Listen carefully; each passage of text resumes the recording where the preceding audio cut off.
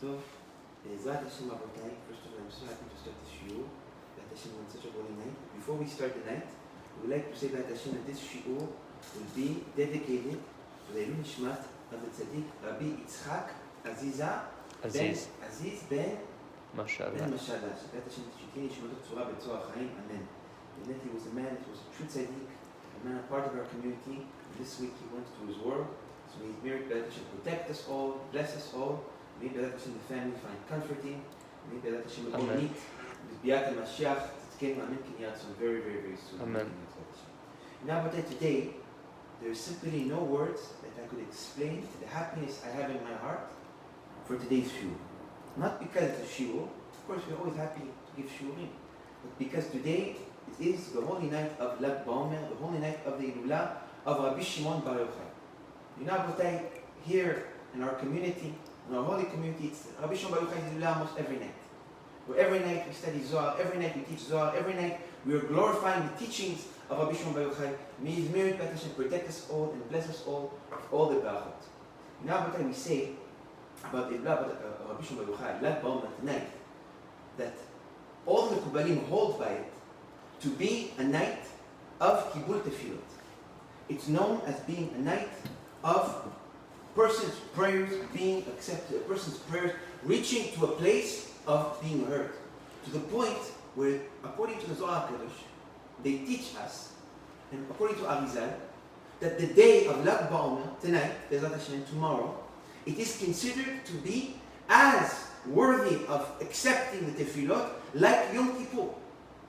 With the same way on Yom Kippur we pray, we spill our hearts, we open our hearts to receive Shefa for HaKadosh Baruch Hu, to hear our prayers, to change something in our life. Rabotai, Arizal says tonight it is as if it is Yom Kippur.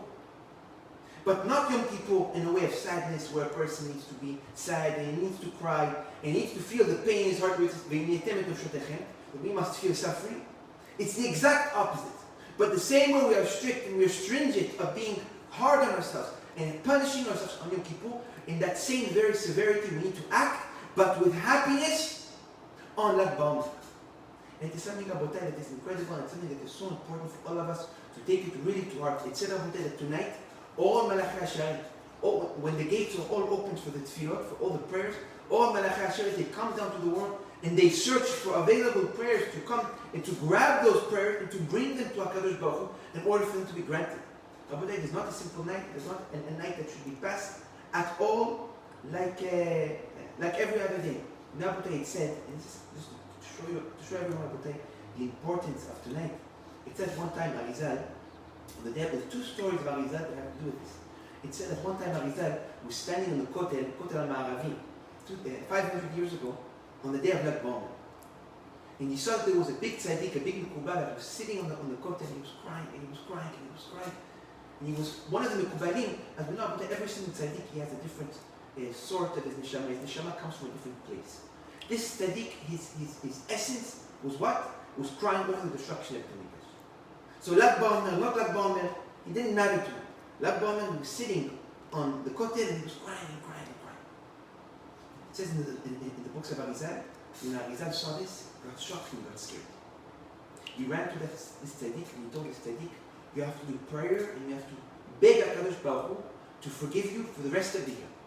And it even said that he told his students that man that was crying on the day of BaOmer, he told his students, that person, that big tzaddik, this year I see Malach HaMavet sitting on him, and this year the tzaddik is going to die unless he does a big teshuvah. Why is that? Arizal explained that on the day of BaOmer, Malachei HaSharet come down to the world to receive our prayers. And while they were waiting to receive prayers of happiness, of simcha, of one opening his heart to HaKadosh Baruch Hu, to receive blessing, that man was crying. And because he was crying on the day of happiness, it said, HaKadosh Baruch Hu gave permission to Malchei Kabbalah, to the angels of destruction, to take that person's neshama in that year, just because he did not give respect to the day of BaOmer the way it is supposed to be respected. So we see our Rabotai that BaOmer is not something simple. We cannot take it lightheartedly. It is a holiday, it is a chag, not like any other chag. It's a chag that we have a lot of opportunity and we have a lot of koach to bring a lot of shefa, but also Rabotai, it's a very dangerous chag. Because if you're going to disrespect the chag, Hashem Yerachem. Because Arizal, according to this Arizal, it's very dangerous. It's another story of Arizal. At one time, Arizal was sitting in Meron, in the kever of Rabbi Shimon Bar Yochai, on BaOmer, and then same thing. There was a man that was crying and told this Hasidim, that man, because he's giving disrespect to on the day of BaOmer, his punishment is that he's going to die this year. So really, Rabbi, we have to take it with complete seriousness, as much like it's a prohibition to be sad today. Why? Because we can bring upon ourselves great danger if we act in a sad manner. Rabbi, you know, it even said that tomorrow or tonight, many of the Mekubalim said that we're not allowed and we shouldn't eat boiled eggs and we shouldn't eat lentils. Why? He said because boiled eggs and lentils are two types of food that people eat when they mourn. So if we eat those two foods on Lag BaOmer and chas v'shalom, one of those melachas find us eating a food that people are usually mourning, chas v'shalom, we could be punished even for that. Abotai, we have to take tonight so seriously. We have to spill our hearts for HaKadosh Baruch Hu. We have to have simcha ad bilidai. We have to make sure Abotai, tonight the happiness that we're going to spread, the happiness we're going to roll is going to be happiness Abotai that we've never seen in the entire world. It says Abotai that the tzaddikim like Rabbi Chaim ben Attar and the tzaddikim like big Chassidim, big admorim, Lag BaOmer, when they would go to the kever of Rabbi Shimon Bar Yochai, when they would pray to Rabbi Shimon Bar Yochai, the merit of Rabbi Shimon Bar Yochai, in today's day, they would crawl on the floor just from the fear of not being able to stand while there is such light above us. Abotai, tonight, B'ezrat Hashem, a person could achieve everything, could achieve all his prayers here. We need B'ezrat Hashem to use the blessing of the night. We're going to B'ezrat Hashem bring big shefa upon us. Today, we're not just going to do a small shiur Torah speaking about the tzaddik. We're also going to be doing a finishing of the Zohar. We're going to B'ezrat Hashem complete the Zohar. This year, Abotai, we're not all able to do fires. And we're going to speak about the concept of the fire in a moment. We're not able to speak about fire. We're not able to do fires. We're not able to gather. We're not able to do fire in person. We're going to do fire in a different way. We want to all B'ezrat Hashem participate in the sharing and in the finishing of the Zohar HaKadosh, which the Zohar HaKadosh is fire, and we'll explain why we do fire in the first place in Lag BaOmer. But you know what, I would like to light the candle B'ezrat Hashem. It's a custom, as we said, to light candles to the tzaddikim, and especially Rabbi Shimon Bar Yochai will do fires. So I would like Abotai to light the candle, and I'm asking everyone Abotai, light candles to the tzaddik, and B'ezrat Hashem the tzaddik will bring shefa, and he will bring miracles upon everyone. So I want to hear Abotai, everyone in their house, say Amen. We say Kol Ha'oneh Amen. The Kol Kocha person answers Amen with all his strength. He could cancel any decree, and he can bring upon himself shefa every day. The stronger we answer Amen, the stronger the angel that is created by the Amen is. So I want you to B'ezrat Hashem a big Amen. מי שברך אבותינו, אברהם, יצחק ויעקב, משה ואהרון, דוד ושלמה, ובזכות כל הצדיקים הגדולים והקדושים, ובפרט בזכות הצדיק רבי שמעון בר יוחאי, שהקדוש ברוך הוא ייתן לכל הקהל הקדוש ברכה והצלחה בכל מעשה ידיהם, בסייעתא דשמיא גדולה, מלכא דאגנו מברכתה ויזכה עתה, ובזכות הצדיק רבי שמעון בר יוחאי, שהקדוש ברוך הוא בעזרת השם יפתח את שערי פרנסה, את שערי שלווה, את שערי בריאות, את שערי נחת, בעזרת השם הקדוש ברוך הוא ישפוך לכולם שפע בליבם, שכל תפילותינו יתקבלו ברצון, ושהקדוש ברוך הוא ישלח רפואה שלמה לכל חולי עמו ישראל, אין רופא להם בזכות הצדיק הרשב"י הקדוש, יגן בעדם, ושהקדוש ברוך הוא בעזרת השם ימלא את כל משאלות ליבנו לטובה, you hear all our prayers, fulfill all our wishes, and may this be בעזרת השם, in the merit of the Zohar HaKadosh, may this be the year we all gather in Yerushalayim, עיר הקודש, with the celebration of the Geulah, in the merit of the Zohar HaKadosh, Amen, כן יהי רצון בעזרת השם.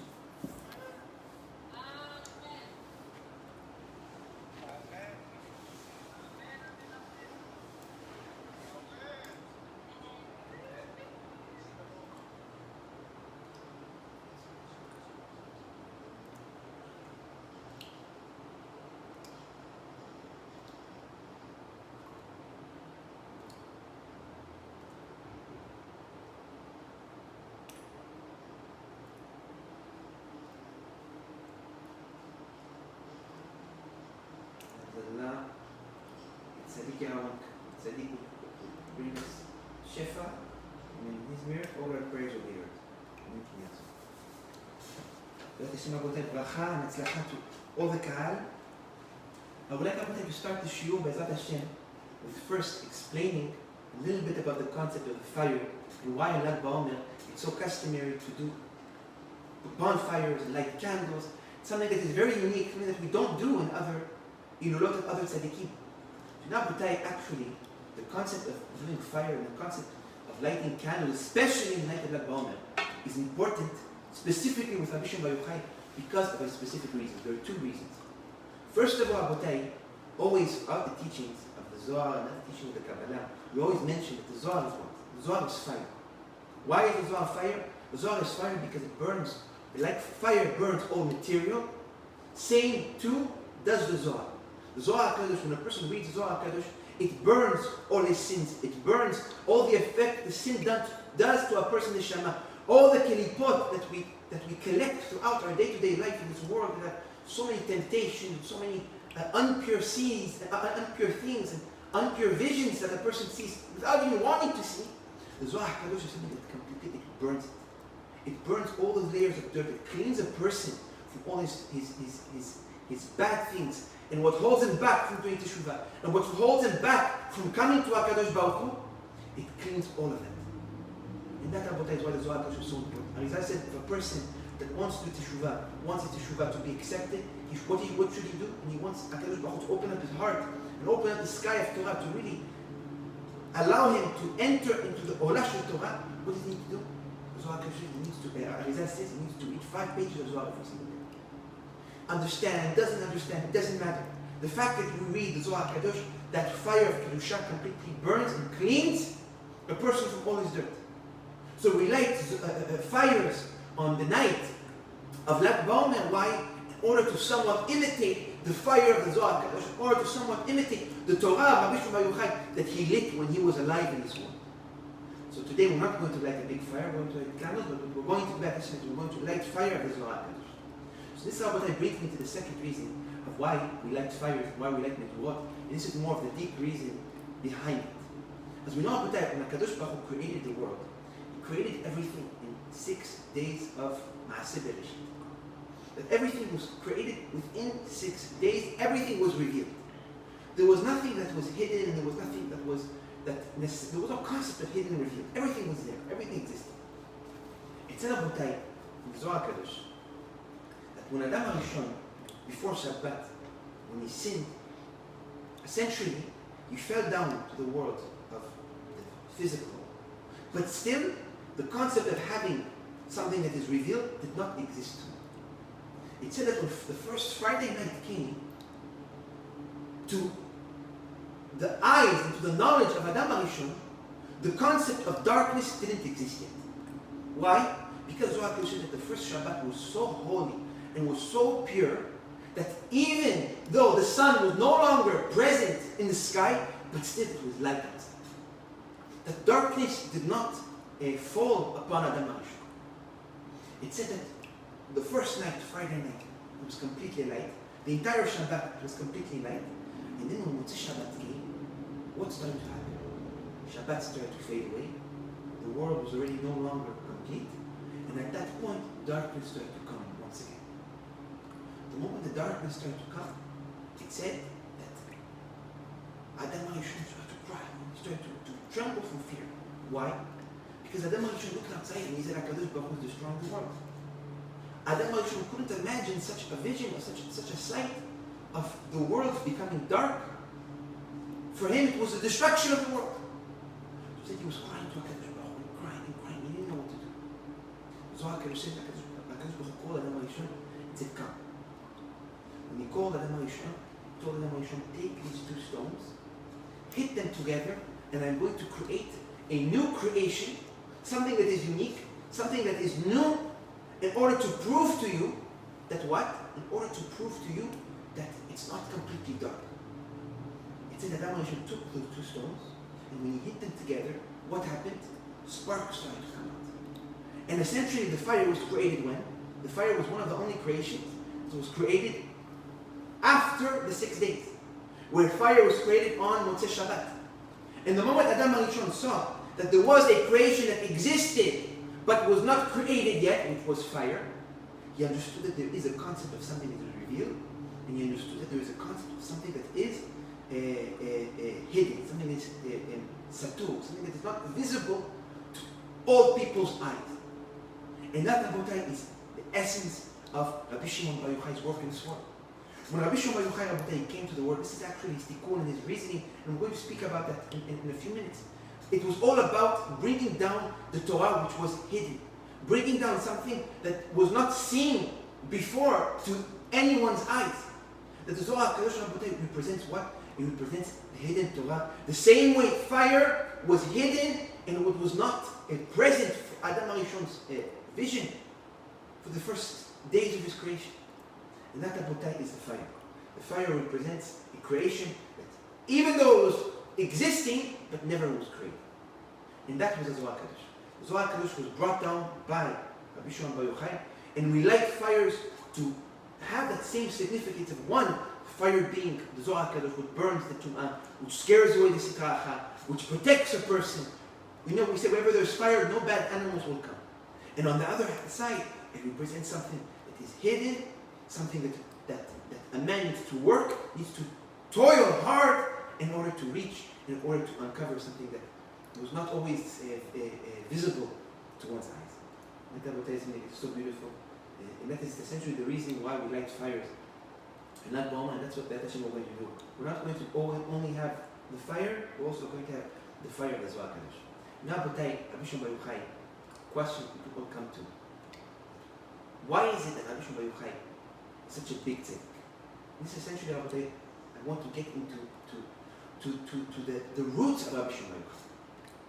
So we see, Rabbi, that Rabbi Shimon is one of the only Elulot throughout the entire year that we make such a big deal out of it. But it's not that we make such a big deal out of it, but the Kabbalah makes such a big deal out of it. Or even more so in today's day and age. You know, Rabotai, the most visited place in the entire Eretz Israel, everyone's going to think, Abishab, what's the most visited place in the entire Eretz Israel?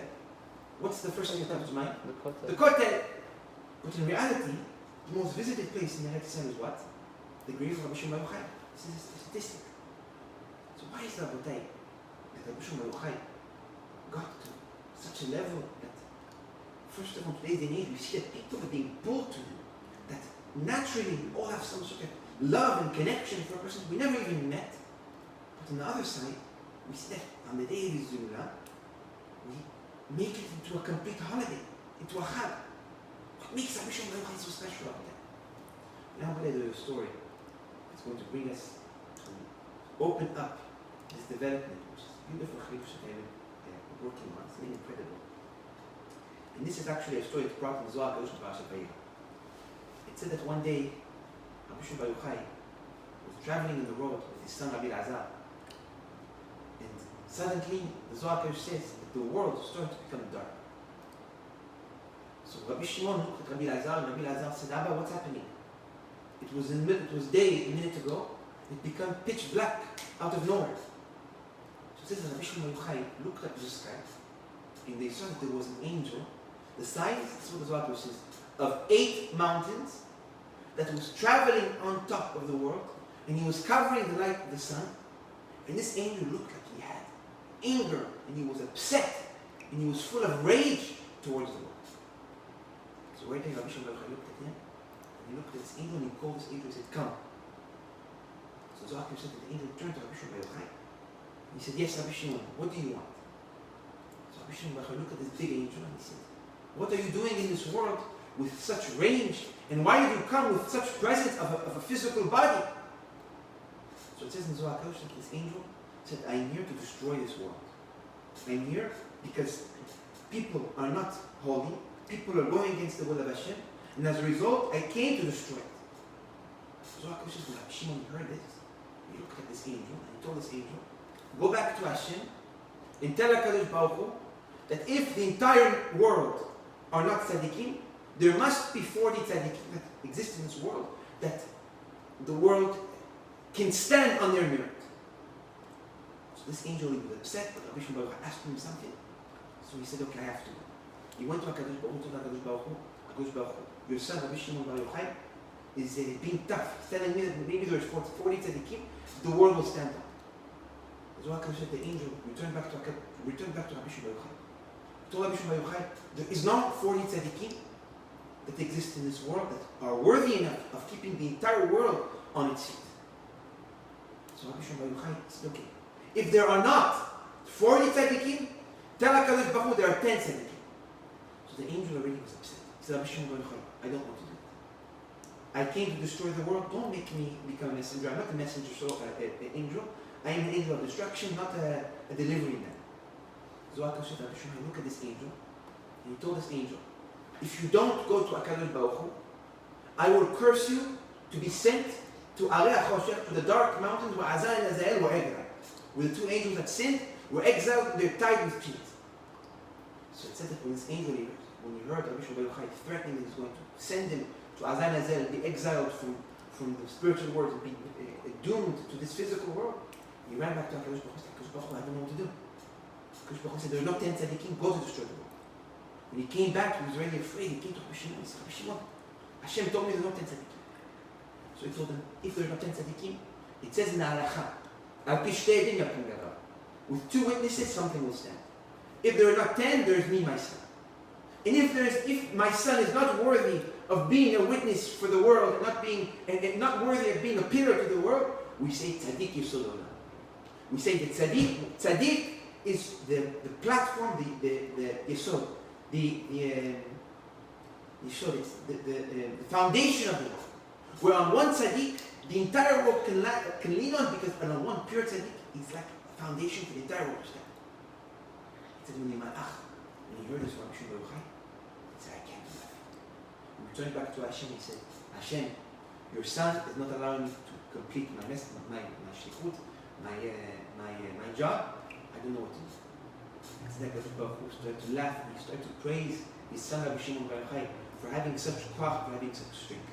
So now, but I have a question, something that bothers me. We see that Rabbi Shimon Bar Yochai had no fear, and he fought, not just against the angel, but to a certain level, he was stubborn with HaKadosh Baruch Hu, where he wasn't afraid of this big angel that was the size of 8 mountains, that, what if this angel decides to fight Rabbi Shimon Bar Yochai? And still we see Rabbi Shimon Bar Yochai fights him with no fear, but even more so about that. When was another time that we see a story that is very similar to this one, that has to do with destroying something and the tzaddik pushing and standing in front against an angel? Avraham Avinu alav shalom. We say Avraham Avinu alav shalom was the beginning of the descent of Bnei Israel. Avraham Avinu is one of our forefathers. It said Rabotai that when Avraham Avinu heard the news that HaKadosh Baruch Hu is about to destroy Sodom and Gomorrah, what happened? Avraham Avinu told the angels, don't destroy Sodom and Gomorrah. There must be 10 tzaddikim. There must be 40 tzaddikim. There must be some tzaddikim that can stand, that the city can stand on, that in their merit, the city won't have to be destroyed. When the angels went to HaKadosh Baruch Hu, returned and said, there are not enough tzaddikim, we see that Avraham Avinu did not argue. He didn't fight. He didn't tell those angels, I'm demanding and I'm not allowing you to destroy the city. What did he do? He got up, sent a messenger to go save Lot, and left. And Sodom and Gomorrah was destroyed. So how about that? You see, on one side, Rabbi Shimon Bar Yochai is able to fight the Malachim, and be stubborn with the Malachim, and have no fear against the angels, something that even Avraham Avinu couldn't do. And it's something that it bothers me, and we must have some sort of explanation. So now we have to understand that the neshama of Rabbi Shimon Bar Yochai is unique and like no other neshama that exists in the world. And even more so, the neshama of Rabbi Shimon Bar Yochai is at a level where even Malachei HaSharet, no angel, is able to stand against it and able to fight. I'll explain how we got to this conclusion. As we know what it said, Moshe Rabbeinu went up to the Torah, when he went up to the sky. He went up for 40 days and 40 nights in order to bring down the Torah. It says, Lo yired adam panai lecha. No man can see my face and live. As we know about the Zohar HaKadosh teaches us that the concept of panim, it says, the pasuk says, no man can see my face and live. The concept of panim, face, is not always necessarily what we perceive to be face. The word panim, Zohar HaKadosh says, comes from the word what? Comes from the word pnimiyut. What does pnimiyut mean? Pnimiyut means the inside. Inside the person. So the face represents what's within. Now, if you want to see, this is the best analogy that we can give. If you want to see what a person's inside, how he's feeling inside, what's inside his heart, where do you look? You look at the chest? No. Rabbi Shimshon, if you want to see what's in a person's heart, you look at their chest. Where do you look? You look at their face. And if you see by their face, you can see what's inside their heart. Same thing with HaKadosh Baruch Hu. It says, no man can see my face and live. Not that no man can see HaKadosh Baruch Hu's face. It's that no man can enter into HaKadosh Baruch Hu's insides. That's something that is forbidden. It says that Moshe Rabbeinu was one out of two tzaddikim, one out of two people in existence that HaKadosh Baruch Hu allowed to see the back, and we spoke about this, Aharon, the back of HaKadosh Baruch Hu's face. And we explained in the past, what is the concept of the back of HaKadosh Baruch Hu's face? The concept is simple. The concept is that HaKadosh Baruch Hu allowed Bnei Israel, allowed Moshe Rabbeinu, and allowed Adam HaRishon to tap into HaKadosh Baruch Hu's conscience, and being able to tap into HaKadosh Baruch Hu's conscience, as a result, Moshe Rabbeinu and Adam HaRishon were able to see from the beginning of time until the end of time. Prophecy of seeing generation by generation. That's why we say that Adam HaRishon, he gave 7 years to David HaMelech. It says on the Zohar HaKadosh, when Moshe Rabbeinu got to later generations, Moshe Rabbeinu started to cry. Why did he start to cry? It says that he was crying because he saw that the Torah, written and oral, will be forgotten. That at a certain point in time, there will be no more Torah in Bnei Israel. Where the only thing that will stand for the world will not be Torah because it will be completely forgotten, but will be what? It will be the fact that HaKadosh Baruch Hu made a swear cannot destroy the world. So Moshe Rabbeinu, when he was crying, he said, what can I possibly do that will not allow the two Torahs I'm about to bring down to the world, which is the written Torah and the oral Torah, because Moshe Rabbeinu brought down both Torahs. He brought the written, and he brought the halachot that he taught them on Har Sinai, which was oral, which we say halakha Moshe Sinai. He said, what can I possibly do where I can cause the Torah to not be forgotten? What can I do that will cause Bnei Israel to hold on to the Torah until the time when the Geulah will come? So Moshe Rabbeinu had an idea. He said, I'm not going to bring the Torah, the written Torah of the oral. I'm going to bring the third Torah, which is the Torah of Sod, the secret Torah. And with the merit that the secret Torah brings upon Am Yisrael, like we mentioned in Zohar HaKadosh, how much blessing it brings upon a person, I will be able to cause Bnei Israel to not forget the Torah. But it says in Zohar HaKadosh that it says in the Torah, when Moshe Rabbeinu started to bring down the Torah, including the Torah, the secret, meaning the written, the oral, and the secret, what happened? All all the angels started to fight with HaKadosh Baruch Hu, with Moshe Rabbeinu. With their story in the Zohar HaKadosh where it says, mamash battles, fight by fight.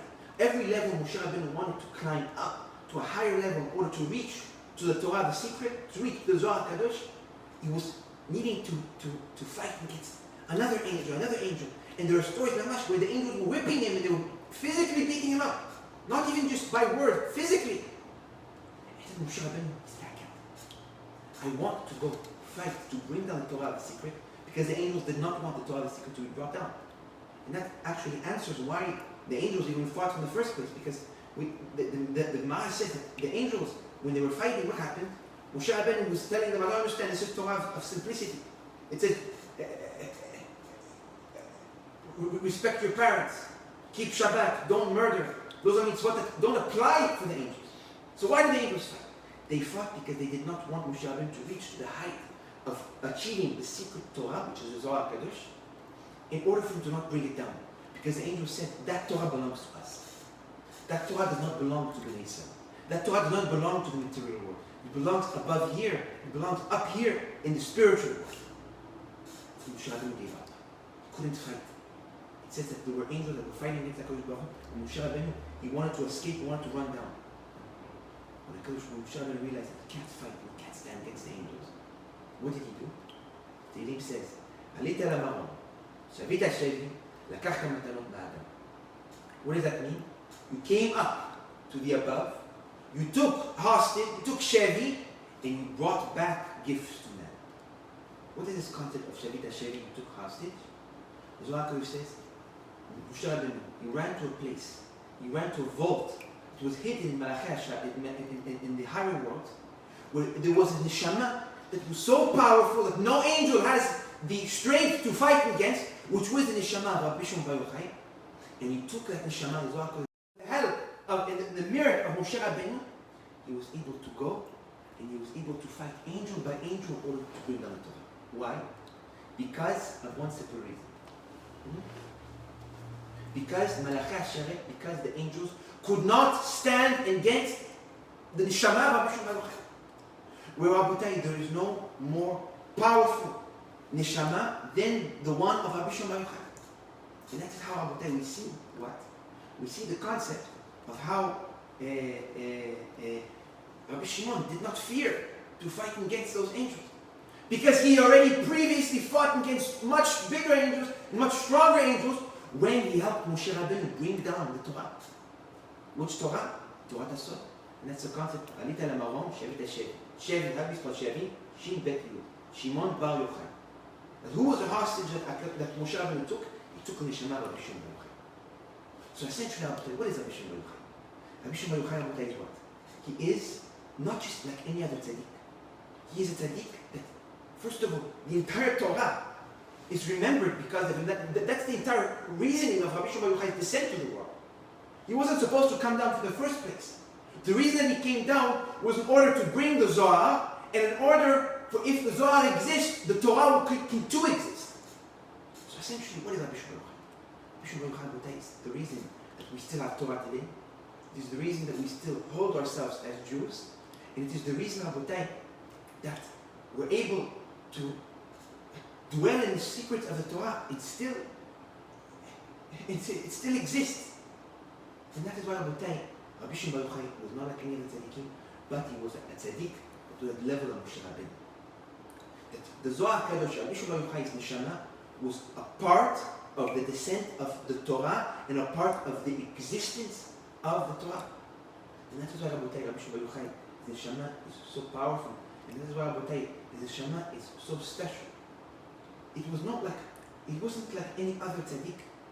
Rabotai, the Zohar HaKadosh, it says that if it wasn't for the teaching of the Zohar, Bnei Yisrael wouldn't have merit to even hold on to the Torah that we hold. So really, Rabotai, when we think about Rabbi Shimon Bar Yochai, what is it essentially? It is essentially the neshama who fought with Moshe Rabbeinu to bring down the Torah. And that is why it is so incredible. But we also see, Rabotai, why it is also a day of such happiness, a day of such glorification, the day of Israel. Because it was a day that significant, represents the completing and the signing that the Torah will exist for eternity. And I'll explain why. Now, it says in many of the holy books of the Kabbalah that the day of the passing of Moshe Rabbeinu is actually what? It's actually a day of sadness, where many of the Mekubalim would fast on the day of the passing of Moshe Rabbeinu. So the question is, how can you fast when Moshe Rabbeinu passed away, but when Rabbi Shimon Bar Yochai passes away, you celebrate and you dance and you light fire and you sing and you drink? Why one you fast and one you're happy? So the answer is simple. Because the passing of Moshe Rabbeinu was not a sign of happiness. It was a sign essentially that Moshe Rabbeinu was not able to complete the descent of all three Torahs. He was able to start the descent of Rabbi Shimon Bar Yochai's neshama, and he was able to put Rabbi Shimon Bar Yochai's neshama in a position to come down to the world with the Zohar HaKadosh, but the Zohar did not physically come down with Moshe Rabbeinu. So when Moshe Rabbeinu passed away, it was a job not done. It was two Torahs were put in place, But the third did not show any sign of coming down. When Rabbi Shimon Bar Yochai comes down, it says in the books of Arizal and Zohar HaKadosh that who came down with Moshe Rabbeinu, what neshama was a part of the body of Rabbi Shimon Bar Yochai? The neshama of Moshe Rabbeinu. When Moshe Rabbeinu came to complete and to finish the job he started of bringing down the Torah, but keeping the Torah existing. So when Rabbi Shimon Bar Yochai passed away, it was like what? It was a sign that he finished not only his tikkun, Rabbi Shimon Bar Yochai's tikkun, but the tikkun of who? But the tikkun of Moshe Rabbeinu. And maybe we can say, Rabbi, that's another reason why Rabbi Shimon Bar Yochai stood with such strength and against even that angel and against the will of HaKadosh Baruch Hu wanting to destroy the world. Because the neshama of Moshe Rabbeinu stood together with the neshama of Rabbi Shimon Bar Yochai. That it wasn't like Avraham Avinu that it was one neshama. Here it was two powerful neshamot standing together. And Rabbi, it said about Rabbi Azar ben Azariah. We read in Agadah Pesach. Rabbi Azar ben Azariah, he was 18 years old, and we read, Re'ani kiven shirim shana. I am like 70 years old. Now, if you're 18, how can you say you're 70 years old? If either you're 70 or either you're 18. One of the two. So it says that Rabbi Pinto, one of the students of Arizal, he writes, that why was Rabbi Elazar holding on his back 80 years of wisdom and of strength? Because, and even though he was only 18, because he was two neshama that were coming out. Who's neshama? So Aharon says something incredible. It said that Rabbi Elazar ben Azariah was the Gilgul of who? He was the Gilgul of Shmuel HaNavi. And Shmuel HaNavi passed away at what age? Passed away at the age of 58. And the 58 years of knowledge and of strength and of merit that Shmuel HaNavi brought to Rabbi Elazar ben Azariah 18 years, it came to a combined total strength and merit of 70 years. And maybe we can say the same thing about Rabbi Shimon Bar Yochai. That Rabbi Shimon Bar Yochai, when he stood against the angel, when he had that koach, it wasn't because he was alone. When he brought down the Zohar HaKadosh, it wasn't because he was alone. It's because he had within him both Moshe Rabbeinu's neshama and both his own neshama, which was unique and special and powerful, especially against any other angel, against any other creation. It doesn't. We don't have. Other people don't exist like that. Something about that is incredible, and that's the whole concept of Rabbi Shimon Bar Yochai. Rabbi Shimon Bar Yochai is keeping the Torah existing. It says in the Torah, "Ki lo yishtakach Toratu miza'or." What does that mean? That the Torah will never be forgotten. If we take the last letters, what does that mean in full translation? The Torah will never be forgotten from his children. Za'or. If you take the last letter of that entire pasuk, what comes out? Yochai. That's what Rabbi Nachman said in the introduction to Likutei Moran. The concept of the descent of Rabbi Shimon Bar Yochai was keeping the Torah existing for further generations. That is why we don't just celebrate Rabbi Shimon Bar Yochai, but we celebrate the existing of our Torah. We celebrate the fact that the Torah is still with us, and we're still Jews, and we're still able to live that life because of what? Because of the existence of the Zohar HaKadosh, and because of the existence and the descent of Rabbi Shimon Bar Yochai himself. And that is why tonight is so special. You know, there's a story in the Gemara, an incredible story I was taking in Baba Batra. Something incredible. It's a story about Rabban Gamliel. So Rabban Gamliel was head of the Sanhedrin. It says at one time, very strange story. Always in our entire life, I couldn't handle this story. It says at one time, Rabban Gamliel was standing on a boat. And suddenly he saw another boat passing by. And when he looked on the boat, it says that he saw, by chance, 8 Talmid Chacham, 8 tzaddik, and this tzaddik was who? It says after that he says he saw 8 tzaddik, he was able to mention that this tzaddik was Rabbi Akiva. Which, as we know, Rabbi Akiva was the Rav of Rabbi Shimshon. Rabbi Akiva was the Rav of Rabbi Shimon Bar Yochai. It says that while Rabban Gamliel is looking at Rabbi Akiva's boat and Rabbi Akiva standing on the boat, a wave came, a gale came, hit the boat of Rabbi Akiva drowned it, and it says that Rabban Gamliel felt sad that the boat drowned it, and that tzaddik and that Talmid Chacham drowned it with it. It says he went back to the Bet Midrash, Rabban Gamliel of course, and he started to teach Torah. Suddenly, He comes, and what does he see? He sees Rabbi Akiva walking into the door of the Bet Midrash. The Master looks at him and says, "And what merit are you here? And what did you do to survive?" So Rabbi Akiva looks at him and says, "You know, when the boat drowned, there was a stick that was there, and every wave that came, I leaned my head on the wave, and I was able to pass wave gal by gal until I reached the shore." He said to me, "Talmid Chacham, you, student of Torah, on what merit are you alive here?" So he said, "Because I'm a Talmid Chacham, because I'm a Talmid Chacham." So I'm saying, I have so many questions on this. First of all, what are the odds that Rabban Gamliel is going to stand on a boat? Rabbi Shimshon, imagine this now. Rabban Gamliel is standing on a boat, and suddenly another boat travels by. Let's try to imagine this. And who's standing on the other side of the boat? Rabbi Akiva. And they're looking at each other. What are the odds?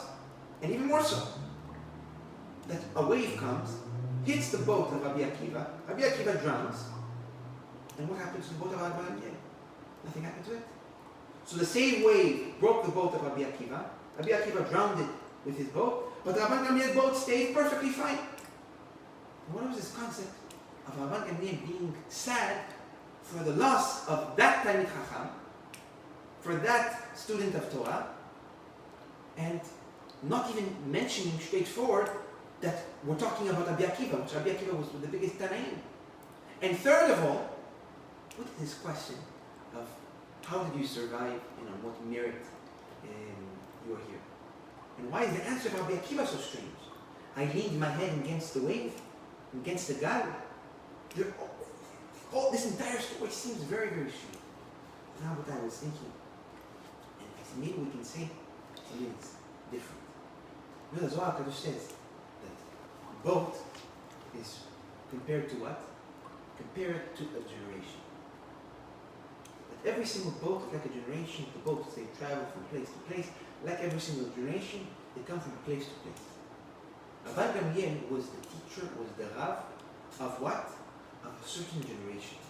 Rabbi Gamliel was before Rabbi Akiva. Rabbi Gamliel was not one of the students of Rabbi Akiva. It says that every single boat represents a generation in Zohar HaKadosh.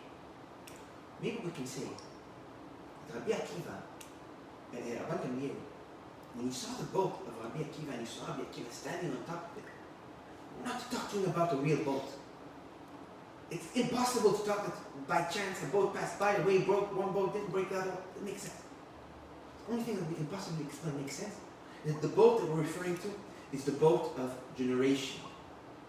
Where Rabban Gamliel saw that there's a boat which is all the students of Rabbi Akiva, 24,000 students, and he saw that this entire generation, what's happening to it? It's drowning, it's falling apart. Whereas we know, what's the concept of the BaOmer? Why do we mourn the BaOmer until BaOmer, until today? We don't cut our hair, we don't listen to music. What is the reason behind that? Because 24,000 students of Rabbi Akiva, 24,000 students of Rabbi Akiva passed away. In that same very way, we say that if it wasn't for Rabbi Akiva and his students, we don't say Rabbi Akiva, we say Rabbi Akiva and Talmidav, the Torah exists and it wasn't forgotten. So, what is really happening? Rabban Gamliel saw that the generation of Rabbi Akiva was drowning, and it was going down to the ocean, and with it, Rabbi Akiva's Torah, and with it, the continuation of scholars, and the continuation of the living Torah. And Rabban Gamliel was sad. And when he saw Rabbi Akiva, he looked and he said, Rabbi Akiva, how are you still alive? How are you still standing in front of me? In the sense that how is your lineage, how is your Torah still moving on forward? How did you manage that your Torah was not forgotten? What was the answer of Rabbi Akiva? He said, first of all, Rabbi Gamliel did not refer to him as Rabbi Akiva, he referred to him as a student. So Rabbi Akiva said, the reason that I'm still existing and the reason I was able to pass that hard time of losing 24,000 students was because I had a gal, I had a wave that I kept on leaning my head against, and once I leaned my head against, I was able to pass until I reached the shore. And then he mentions, who was that student of Torah? That scholar was Rabbi Akiva. Maybe we can say about something like this.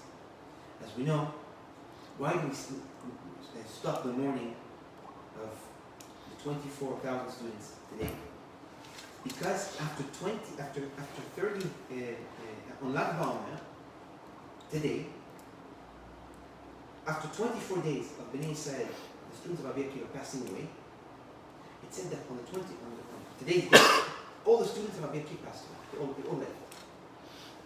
On BaOmer, he went to a new city, he sat down on the ground, and he started 5 new students. And it said that on BaOmer, what did he do? On BaOmer, he put in place and he mina, it's like he promoted or he hired 5 students to be his students that will continue the Torah. Who was the first student that he hired and he put in place to be his lineage, to be those who will continue him? Rabbi Shimon Bar Yochai. Maybe we can say that when he mentioned the word wave, why did he say gal? Not gal wave like its translation. But if you take the word gal, how do you spell gal? Rabbi Shimon, how do you spell the word gal? Gimel Aleph. Gal. Gimel? Gimel. Lamed. Gal. Flip Gimel Lamed, what is it? Lag. Lamed Gimel. Today, Lag BaOmer. But what was he leaning on? He was able to survive and he was able to keep his generation and his Torah forward because he had the thought and he had Zohar HaKadosh that Lag is going to come. What is Lag? Lag is the end of the 24 days where the 24,000 students pass away. On the 34th day of the Omer, that's when he's going to put Rabbi Shimon Bar Yochai in place. And that is when his teachings and his students and his lineage will continue on for eternity. That is an explanation. It just proves to the point of when we say that the entire Torah stands because of Rabbi Akiva and his students, the Talmidav. Who are we referring to? We're referring to the Tzaddik, Rabbi Shimon Bar Yochai. That is just something that is just so incredible. I feel like I'm not, my head is not even here just thinking about all these incredible things that we're able to share with everyone today. So we see that the concept of Rabbi Akiva is the existence of our Torah. He brought down the Zohar HaKadosh. He brought down all the teaching of Zohar HaKadosh. It even said about maybe we can go even further. We say that we say in the books of Arizal that there are 12 gates of Tefillah that represent 12 gates of Torah Sheikhtav. 12 gates are the 12 openings for Limud Torah where some prayers can enter. 12. Against those 12 gates which are revealed, the Lord Arizal said there are 12 gates that compare one to the other, meaning they stand side by side. An additional 12 that represent what? Hidden 12 gates which represent the study of Torah, of the secrets, the Zohar HaKadosh. So in total, we have 24 gates of Limud Torah, 12 being written, which some prayers can enter, and 12 being hidden, which is only 4 gates of Kabbalah and gates of Zohar. We won't read Zohar, because prayers go through there. Where also prayers can enter. But with Zohar HaKadosh, of course, those gates are hidden. You need to be studying Zohar to open up those gates of secret. We say about that Rabbi Shimon Bar Yochai, he would study with his father-in-law, Rabbi Pinto ben Yair. It says that for every question that Rabbi Pinto ben Yair held, Rabbi Shimon Bar Yochai did not have one answer. How many answers did he have, Rabbi Shimon? The Gemara says that for every question that his father-in-law asked, Rabbi Shimon was able to answer 24 answers. Why 24 answers? So today I was thinking, maybe we can say 24 answers, for what reason? For every single gate of Torah. The written and the secret. Maybe we can say that the concept of the 24 gates of Torah represent the 24,000 students of Rabbi Akiva that passed away before the coming of Rabbi Shimon. So we saw that everything is coming together so beautiful, and everything is coming together seamlessly. Rabbi Shimon Bar Yochai, his core was keeping the Torah alive, was keeping the Torah existing. And it started at a very young age. Rabbi Shimon Bar Yochai didn't just start the writing of the Zohar or bringing down the teaching of the Kabbalah, completely new Torah, when he was 50 years old, 60 years old, started to do it. Now what I was thinking today about the Gemara. We spoke about that with Azar Nazaya, and Amiel. I was thinking about the Gemara, about that. I have a question. This is in Bachot, page Kaf Gimel, if I'm not mistaken. I want you to listen to this. says, we all know the famous story of Rabban Gamliel and Rabbi Yoshua. This was a student. The Gemara doesn't mention its name. It was a young boy, it says. This young boy went to Rabbi Yoshua. When he came to Rabbi Yoshua, he told Rabbi Yoshua, it's a famous story in the Gemara, I'm going to say it fast. He came to Rabbi Yoshua, he told Rabbi Yoshua, Arvit, Reshut of Torah. Is Arvit obligation or not obligation? So, what did he say? Rabbi Yoshua said, Arvit is Reshut. Arvit is not an obligation. That same student ran to the Rav Rabbi Yoshua, which was Rabban Gamliel, which was tough. And he told Rabban Gamliel, you tell me, Arvit is obligation or not obligation? So Rabban Gamliel said, it's obligation. So this young boy said, I want you to know something. Your student, Rabbi Yoshua, is what? Your student is going against you. Because when I asked Rabbi Yoshua, is Arvit a Reshut or Chovah, he told me it is a not obligation. And you're telling me here that it's an obligation. So Rabbi Gamliel heard this, he said, my student is going against me. Let's see. So the Gemara says that the next day, when they did the Limud study, everybody came to the Limud of Torah, what happened? What happened is that Rabbi Gamliel got up and asked a question.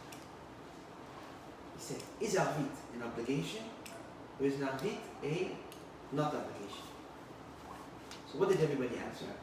Everybody said, Rav, you mentioned a few weeks ago that Arvit is an obligation. Rabbi Gamliel looked at Rabbi Yoshua. Who was Rabbi Yoshua? Rabbi Yoshua was the one that yesterday this young boy asked. And he said, I have a question for you. Arvit is an obligation or not? So he said, Arvit is an obligation. The Rav said it's an obligation. It's an obligation. He said, Rabbi Gamliel said, so how come you told that young boy yesterday that it's not an obligation? So to him you say that it's not an obligation, but in front of me, to make me happy, you say it's an obligation.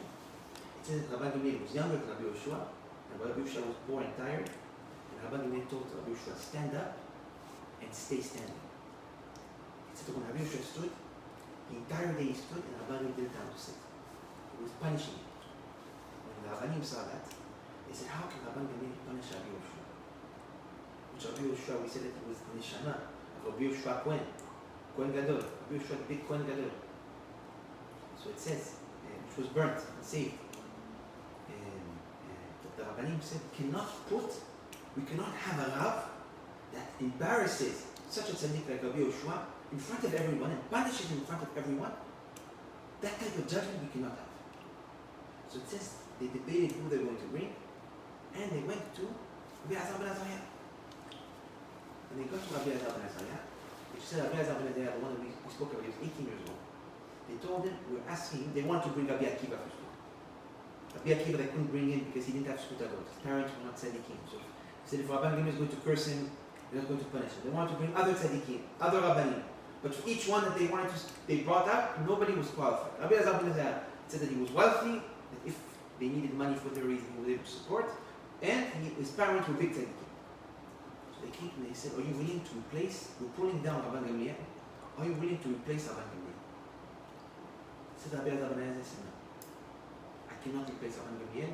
I cannot sit in front of that lion, me 18 years old, he's young, and I'm going to become the chief rabbi, he's going to sit under me. I cannot do that. It says the next day, some Gemara said he went to ask, he wanted to speak to his wife, he wanted to get some advice. The next day, Rabbi Azar ben Azariah came back to the Rabbanim. He told the Rabbanim, you know what? I agree. I'm going to replace Rabbi Gamliel and I'm going to become the chief rabbi. He changed his mind suddenly. Maybe someone spoke to him and he changed his mind. The Gemara says the first thing that he did was he made changes to the Bet Midrash and to the guard that stands in the Bet Midrash. It says that there was a guard that stood in the door, that any person that was not pure inside and pure outside, he didn't allow him to enter. Meaning it wasn't good enough that you looked like a tzaddik, you dressed black and white, you looked religious, but you needed to be completely clean inside and out, and then they were able to allow you to come in. So it says, Rabbi Azar ben Azariah, the first change that he did, that he said, the Torah is going to be forgotten. The first change he said, is that the Torah and this path will be forgotten. we need to allow more people to enter into the Bet Midrash, to study Torah. And it says that the next day, 400 and some say 700 new stools were filled in the Bet Midrash. Meaning thousands people came that usually don't come. Beautiful, huh? Now the question is, and I've never heard anyone ask, who is that guard? There's a guard that's able to see the inside and the outside. He's able to look at the person and to tell whether or not you're pure inside out in order to allow you to enter or not. That Rabbi Elazar clearly made changes because he allowed everyone to enter. But who was that guard that was able to truly look into a person and know what's inside and know what's outside? Nobody, I've never heard anyone ask this question. Who was that guard, Rabbi Shimshon? Tell us. Nobody asks about the guard. Everybody speaks about who was that young boy, who was this, who was that. So let's start Abotai to break down the story and to find the answer that I think Abotai is a true answer. Rabbi Shimon Yochai, when he was a young boy, he knew that he needed to bring down the Torah. Now he knew that in order to bring down Torah, the secret, he needed to create rules, platform. You can't just bring down Torah and make it hefker. It says in Zohar HaKadosh that Rabbi Shimon Yochai had one prayer, one wish. What was one of his biggest wishes?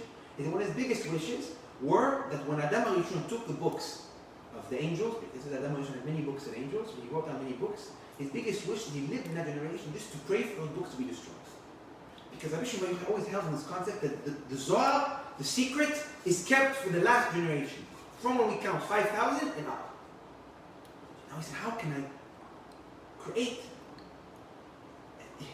a protection that not every person that looks clean and inside is not clean will be able to enter into this teaching of the Sod, the secret. So he said, I need a guard. So how can he bring a guard? He said,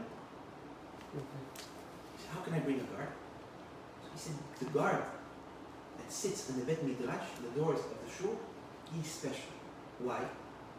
Because that guard, we found in the holy books, that guard was not a student, it was not a person. That guard was what, Rabbi Shimshon?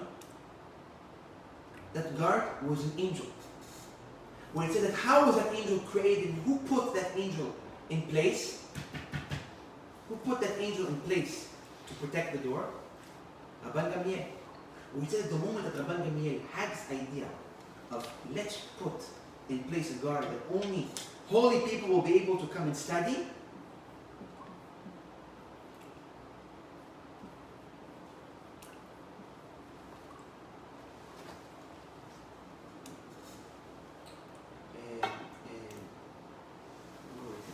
About the guard. Rabban Gamliel, he said, we need to put, the fact that he said, put in place the mitzvah, and put in place those words of wanting to put a guard to protect the door who will enter, an angel was created, and that angel stood on the doors. Now, Rabbi Shimon Yochai said, if I'm going to bring down this Torah, the Sod, it will essentially allow the world to continue, to not allow the Torah to be forgotten. What needs to happen is something simple. I need to have a guard. So what did he do? It says that Rabbi Shimon Yochai went to Rabbi Yoshua and he asked Rabbi Yoshua the question about it. That in the end of that Gemara, the Gemara mentions that who was that young boy that sabotaged this entire story? It was Rabbi Shimon Bar Yochai.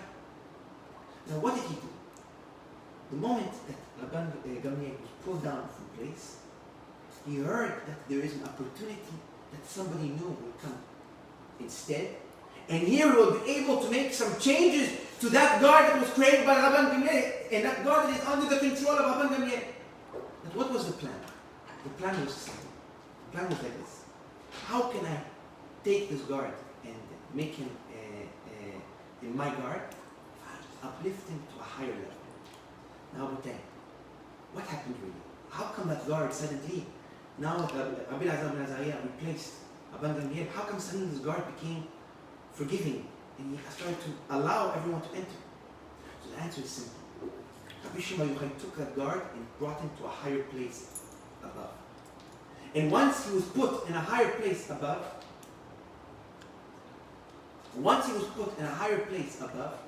what happened? He was able to see deeper into every single Jew's neshama, into every single person's insights. Where in the beginning, that angel was only able to see to a certain depth. When you come to a certain depth within a person, you see his sins, you see his good things, you see his bad things. But if you go deeper into a Jew, to much deeper levels, what will you see? You will find something simple.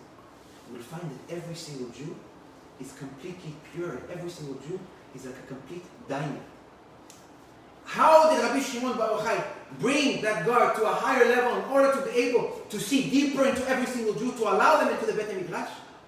By taking him from being the guard of Bet HaMidrash of the written Torah and making him a promotion to become the guard of the Torah, of the secret that he was about to bring down to the Torah. The fact that he brought him to a higher level of Torah, the fact that he promoted him to the secret Torah, to the Zohar HaKadosh, which is at a higher level of Kedusha, at that moment that guard was already accepting every single man that came to the door. Because he wasn't necessarily judging according a person according to his sins, but he was judging every single person to its true depth, which is a neshama of a Jew, which is like what the tzaddikim say, like a golden coin. If you clean off and you scrape off all the dirt, when you get to the middle, what do you find? The gold is clean. That is what the concept of that entire story. That Rabbi Shimon Bar Yochai sabotaged everything. After he sabotaged all that in order to take that guard, what did he do? He went to Rabbi Elazar ben Azariah, who refused the position. And he told Rabbi Elazar ben Azariah, take the position because the Torah is going to be forgotten. Suddenly, the next day, Rabbi Elazar ben Azariah returns, and he says, I'm going to take the position, but I need to make a change. What's the first change? The first change is the Torah is going to be forgotten if we don't accept everyone. Accept everyone. The exact same mission of Rabbi Shimon Bar Yochai, which is preserving and keeping the Torah alive, keeping the Torah from generations. So I think about this is beautiful. I would love to hear if anyone maybe has more explanations, more chidushim about this, because it's simply incredible. Tonight is such a holy night. Tonight is the night of such bracha. It's the night of the Zohar HaKadosh. Every single day of the year, every time we study Zohar HaKadosh, the people that are part of our shiurim, HaKadosh Baruch Hu will bless them. Rishon Bar Yochai will bless them. This year, Rabotai, will be the year where the Zohar HaKadosh will be revealed. We say in the Zohar HaKadosh, the year that the Zohar HaKadosh will be spread everywhere, it will be accessible everywhere, when everyone will be able to drink from the sweet water of the Zohar. That will be the year of the Geulah. The Zohar brings the Geulah. The Zohar takes away our suffering. The Arizal says that the Zohar, just by studying the Zohar HaKadosh, by dwelling in the teaching of Rabbi Shimon Bar Yochai, a person cleans himself from the worst sins in the world. And as we know, the worst sins bring punishment. So if you're able to clean the bad sins that you did, you also can clean the punishments that come with it. I will tell you, throughout the year we strengthen always teaching of the Zohar. This year it's going to be even bigger. This year, B'at Hashem, what we're going to do with the Zohar HaKadosh, we will do B'at Hashem that we never did before. The Zohar HaKadosh is the Torah of today's generation. It's where we find our answers. It's where the motivation comes. It's where we find so much questions that were never understood, clear as day. Rabotai, this Lag BaOmer. Now, before we finish the Zohar HaKadosh, let's all take upon ourselves. This year we're going to change. This year we're going to take a step forward towards the teachings of Rabbi Shimon Bar Yochai, a step back from the evil inclination, and the closer we hold on to the Zohar HaKadosh, the closer we hold on to Rabbi Shimon Bar Yochai, the closer we will have the redemption, and the more pure, and the more blessed, and the more sweet life you will be able to run. In other words, it's simply something incredible. That's what Rabbi Shimon Bar Yochai does. We just mentioned about that an angel, he was brought to a higher level in order to see to every single Jew's core, which is completely pure. That's how he brought everybody in. That's Rabbi Shimon Bar Yochai. Rabbi Shimon Bar Yochai is at the level of the Sod, with the secret. And I truly believe that's why everybody is connected to Rabbi Shimon Bar Yochai. We're all connected to Rabbi Shimon Bar Yochai because he is a tzaddik that looks above the outside layers. Our neshama is drawn to him because he accepts each and every neshama. He doesn't reject anybody out there. Let's make a change. This year, B'at Hashem, the light of the Zohar HaKadosh will be illuminating from one corner to the other.